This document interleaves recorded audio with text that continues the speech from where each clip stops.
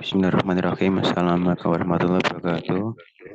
Perkenalkan, nama saya Arfan Sadawatija. Saya di sini akan menjelaskan tentang skripsi saya yang berjudul Perlindungan Hukum Pemegang Merek yang tidak digunakan ditinjau dari prinsip first to file di Indonesia.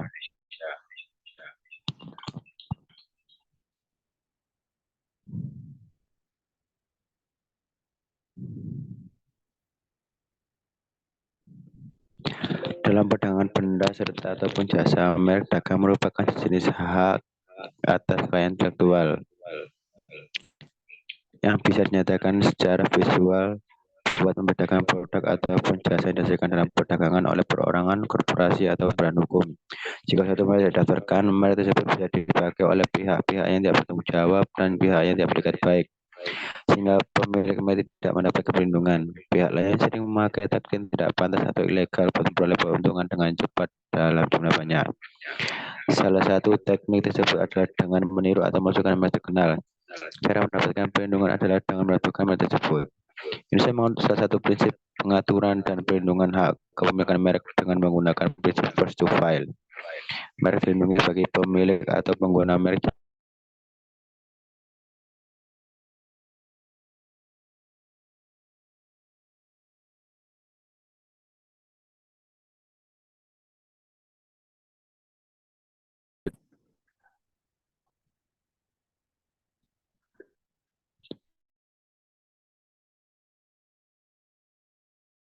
prinsip Indonesia menganut salah satu prinsip pengaturan dan perlindungan hak kepemilikan merek dengan menggunakan prinsip first to file. Merek dilindungi bagi pemilik atau pengguna merek jika merek tersebut tercatat dan terdaftar di Dijen HKI Kemenkumham, serta merek harus memiliki kegunaan komersial bagi pengguna merek.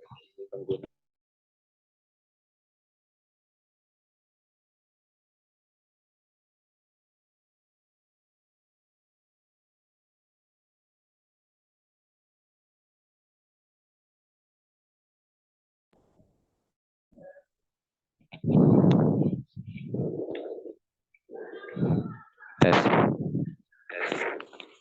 Kepemilikan hak merek dagang Indonesia harus terlebih dahulu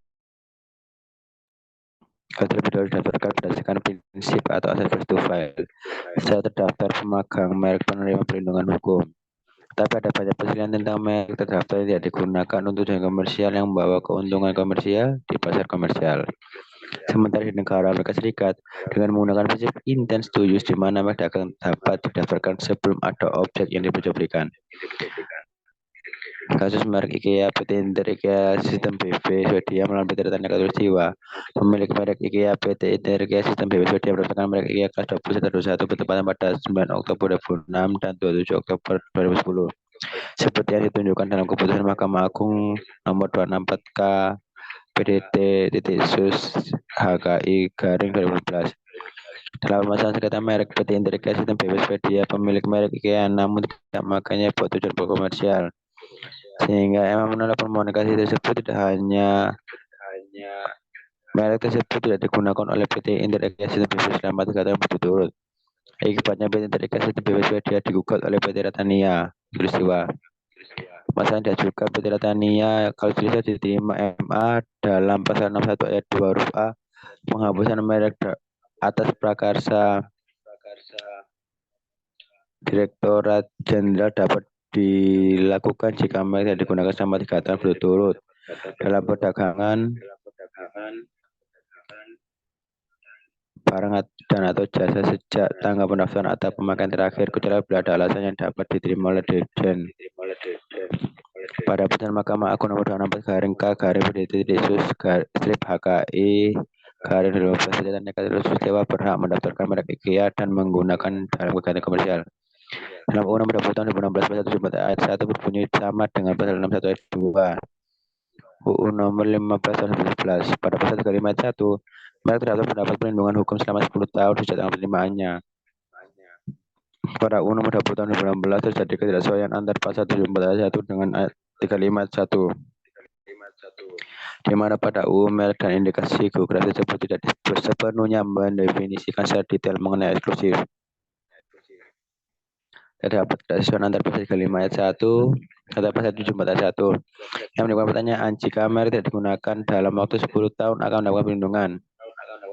Jika merek digunakan dalam waktu 10 tahun akan mendapatkan perlindungan. Tetapi jika pemilik merek tidak digunakan secara komersial, akankah perlindungan dana eksklusif dapat dijaminkan atau dihilangkan? Karena kasus data belum sepenuhnya first to file di Indonesia bertujuan untuk menyebut pendaftar. Terdapat 4 pilihan terdahulu. Selanjutnya, rumusan masalah. Bagaimana penanganan hukum pegang merek asing yang tidak digunakan di Indonesia? Metode mengenai metode juridik normatif dengan menggunakan case approach. Bahan hukum yang digunakan yaitu bahan hukum primer dan sekunder. Bahan hukum primer meliputi UU Nomor 20 Tahun 2016, TRIPS, dan Paris Convention. Sedangkan bahan hukum sekunder berupa buku, jurnal hukum, maupun dokumen yang terkait dengan penelitian. Penelitian dimulai dari melihat serta memetakan merek-merek asing yang terdaftar dan digunakan, serta yang terdaftar tidak digunakan di Indonesia. Selanjutnya dianalisis berapa merek yang berpotensi bermasalah dan merek yang berpotensi tidak bermasalah dalam suatu putusan dan merek yang terdaftar aktif atau tidak. Kemudian data diolah sehingga menjadi sebuah kesimpulan. Hasil pembahasan. Di Indonesia, hal tersebut didasarkan atas pemeriksaan pertama dari merek tersebut.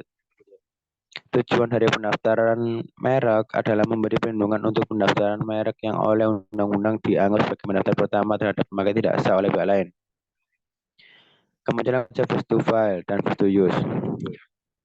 Dilihat secara historis, UU mengenai hakim pertama kali ada di Venice, Italia yang menyangkut masalah paten pada tahun 1470. Sexton Galileo dikutip selaku penemu peraturan tersebut mempunyai hak monopoli atas penemuan mereka. Hukum-hukum tentang paten tersebut kemudian diadopsi oleh kerajaan Inggris zaman Tudor tahun 1500-an. Dan kemudian lahir hukum mengenai paten pertama di Inggris yaitu Statute of Monopolies. Amerika Serikat baru punya UU paten tahun 1791. Upaya harmonisasi dalam bidang HKI pertama kali terjadi tahun 1883 dengan lahirnya Undang-Undang Paris Convention untuk masalah paten, merek dagang, dan desain. Kemunculan prinsip first to file di Indonesia diawali pada regulasi pemerintah Indonesia setelah merdeka pada tahun 1961, yakni UU Merek pada tahun 1961, yang memberikan perlindungan terhadap pemilik merek yang mendaftar terlebih dahulu, seperti yang terdapat dalam UU Nomor 20 Tahun 2016. Pasal 1 ayat 5, hak eksklusif yang diberikan oleh negara kepada pemilik merek yang tidak terdaftar untuk jangka waktu tertentu dengan menggunakan sendiri merek tersebut atau memberikan izin kepada pihak lain untuk menggunakannya. Prinsip pertama melakukan sistem konstitutif sesuai dengan perjanjian TRIPS. Kemudian prinsip first to use di dunia pada awal tahun 1970 dengan terbitnya UU Haki di Italia. Pada awal siapa saja yang menggunakan merek pertama kali dialah diakui sebagai pemilik merek. Prinsip first to use merupakan sistem deklaratif yang mana hak kepemilikan merek diberikan terhadap pihak yang pertama kali menggunakannya secara komersial tanpa melakukan pendaftaran secara resmi. Untuk prinsip first to file dan first to use, UU merek yang telah diperbarui hingga saat ini menjadi UU Nomor 20 Tahun 2016 menjelaskan bahwa negara Indonesia mengadopsi prinsip first to file dalam konsep pendaftaran merek, baik merek barang maupun merek jasa. Dalam peraturan perundang-undangan yang dimiliki Indonesia, secara jelas mensyaratkan bahwa terkait pendaftaran tersebut dimasukkan agar mendapatkan perlindungan hukum yang mengikat serta sebagai dasar untuk mencegah pihak lain agar tidak dapat menggunakan merek terdaftar secara tidak sah. Maka daripada itu, pihak lain dengan sengaja dan atau berdasarkan ikat tidak baik kemudian mendaftarkan mereknya dengan upaya mendompleng nama merek yang terdaftar secara tidak sah. Dipastikan dapat dikenakan sanksi pidana maupun sanksi denda sesuai dengan apa yang termuat mengenai sanksinya dalam UU Nomor 20 Tahun 2016.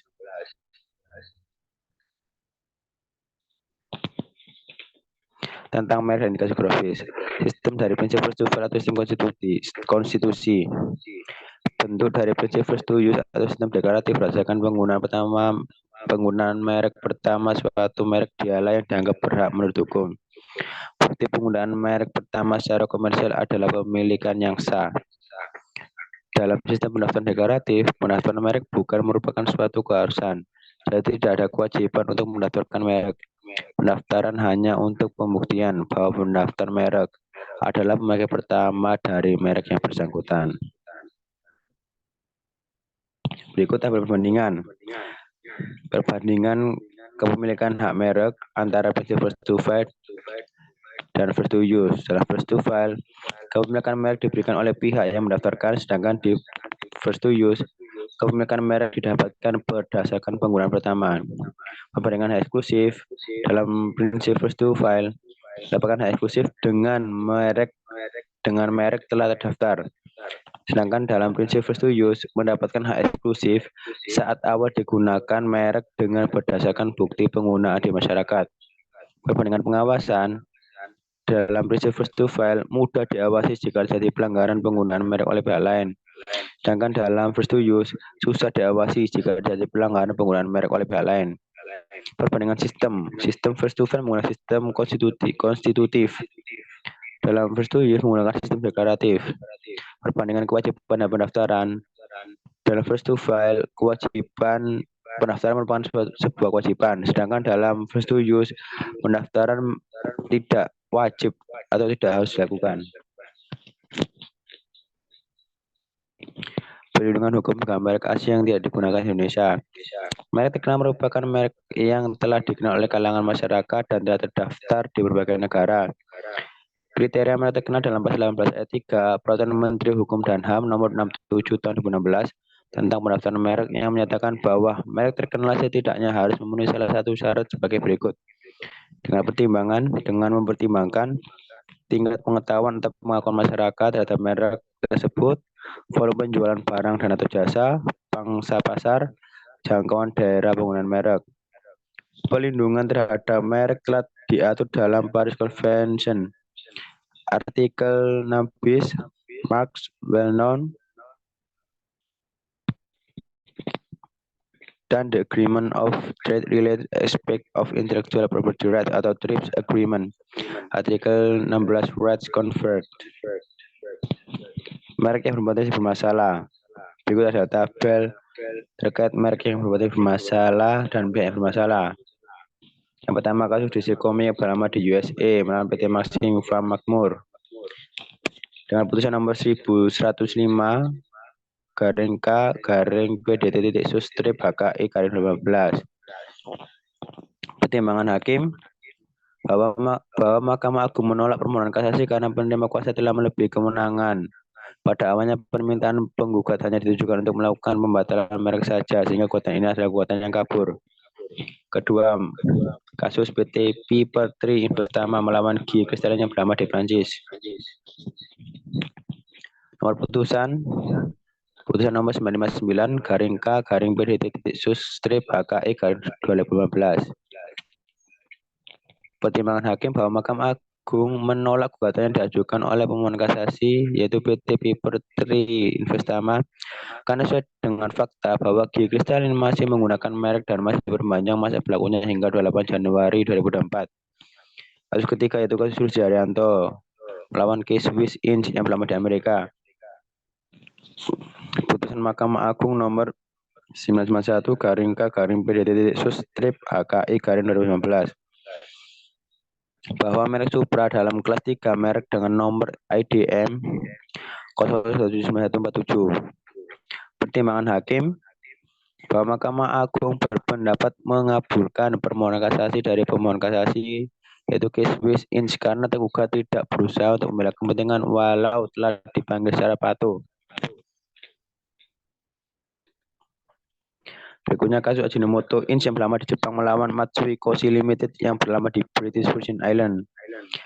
Putusan Mahkamah Agung nomor 543 garing K garing PDT.sus strip HKI garing 2015.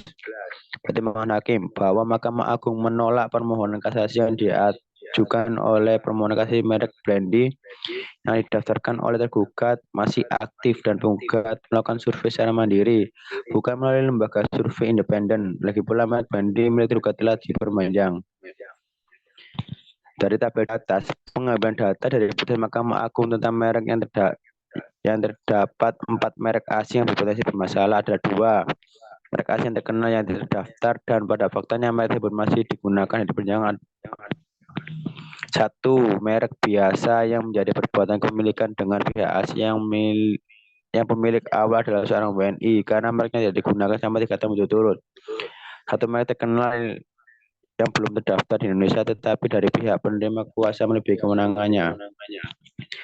Tabel berikut merupakan tabel merek yang berpotensi tidak bermasalah dan pihak yang bermasalah.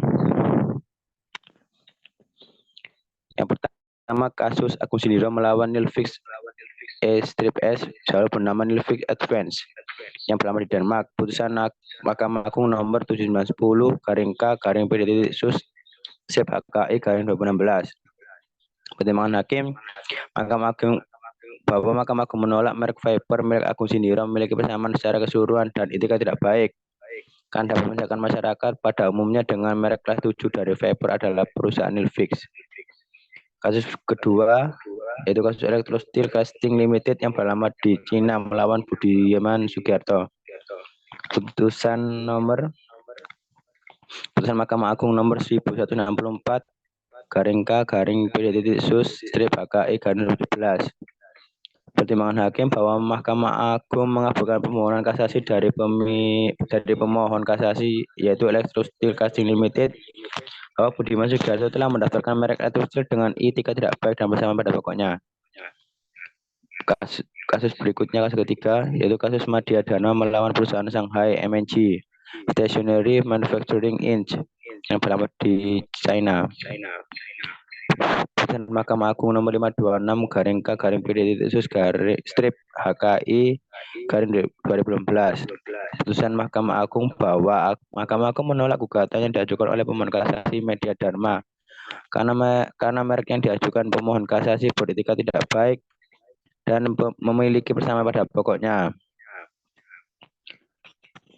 Yang berikutnya, yang terakhir, yaitu kasus Richard Litio melawan Shenzhen Comic Group CEO Ltd yang beralamat di China.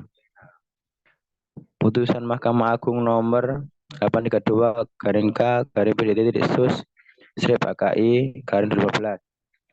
Pertimbangan hakim bahwa Mahkamah Agung menolak permohonan kasasi dari pemohon kasasi Richard Litio bahwa perusahaan Shenzhen Comic Group CEO Ltd mendaftarkan merek komik melalui permohonan kasasi sehingga mendapat unsur etika tidak baik dari permohonan kasasi untuk mendaftarkan merek komik atas nama pribadi. Dari serta di atas yang terdiri dari 4 merek bahwa merek yang berpotensi tidak bermasalah adalah merek asing yang terkenal yang telah terdaftar di WIPO atau World Intellectual Property Organization dan beberapa negara di luar negeri, serta telah menjadi merek terkenal di kalangan masyarakat, meskipun merek tersebut tidak atau belum terdaftar di Indonesia, dan merek asing terkenal tersebut didaftarkan oleh pihak lain dengan etika tidak baik dan bersama pada pokoknya. Data diperoleh dari website Direktori Putusan Mahkamah Agung .id dan pangkalan data kekayaan intelektual di jip.co.id. Perlindungan hukum pemegang merek ada 2 bentuk upaya perlindungan hukum, yaitu upaya preventif dan represif. Upaya perlindungan secara preventif adalah segala yang diupayakan untuk mencegah suatu hal terjadi. Dalam konteks hukum, upaya preventif adalah upaya yang dilakukan untuk mencegah adanya pelanggaran hukum. Perlindungan preventif tujuan untuk meminimalisasi peluang terjadinya pelanggaran merek dagang. Penerapan upaya preventif seperti memberikan perlindungan berupa hak eksklusif dalam pasal 1 ayat 5 UU nomor 20 tahun 2016 kepada pemilik merek guna mencegah pihak-pihak untuk memasarkan produk-produk yang berlabel sama. 2. Jangka waktu perlindungan pasal 35 ayat 1 UU nomor 20 tahun 2016 memberikan jangka waktu 10 tahun. Berikutnya upaya perlindungan hukum secara represif. Artinya upaya hukum terakhir apabila terjadi pelanggaran sesuai dengan tata cara dan aturan yang diatur dalam peraturan perundang-undangan. Apabila terjadi sengketa bisa digugat baik secara pidana maupun perdata. Penerapan upaya represif seperti 1. Menandakan kembali keputusan tentang pendaftaran merek atau sertifikat merek oleh kantor merek pada pasal 72 sampai 75 UU nomor 20 tahun 2016. Menetapkan kaidah tentang siapa yang dapat melakukan penghapusan merek. Yang kedua, pembatalan pendaftaran merek atas kekuatan putusan pengadilan pada 76 UU nomor 20 tahun 2016. Gugatan pembatalan merek terdaftar dapat diajukan oleh pihak yang berkepentingan berdasarkan alasan sebagaimana dimaksud dalam pasal 20 dan atau pasal 21. Teman penting penelitian. Sepanjang permasalahan merek yang menggunakan prinsip first to file dengan sistem konstitutif dan prinsip first to file dengan sistem deklaratif, kedua prinsip yang memiliki jejak historis seperti yang pada awal terciptanya undang-undang merek yang masih menggunakan prinsip first to use dengan mengikuti perkembangan zaman. Di beberapa negara telah merubah prinsip-prinsip dengan prinsip first to file. Dalam sebuah kasus masih belum adanya kejelasan hukum mengenai merek asing yang terdaftar tapi tidak digunakan. Dari rumusan masalah, peneliti menemukan sebuah penjelasan jawaban. Manfaat penelitian. Hasil penelitian memberikan pengetahuan kepada masyarakat terkait pelindungan merek asing terdaftar yang tidak digunakan dan memberikan pemahaman terkait upaya perlindungan hukum apa saja yang dapat diberikan oleh negara terkait permasalahan merek. Sekian dari saya. Bila bisa khairat. Wassalamualaikum warahmatullahi wabarakatuh.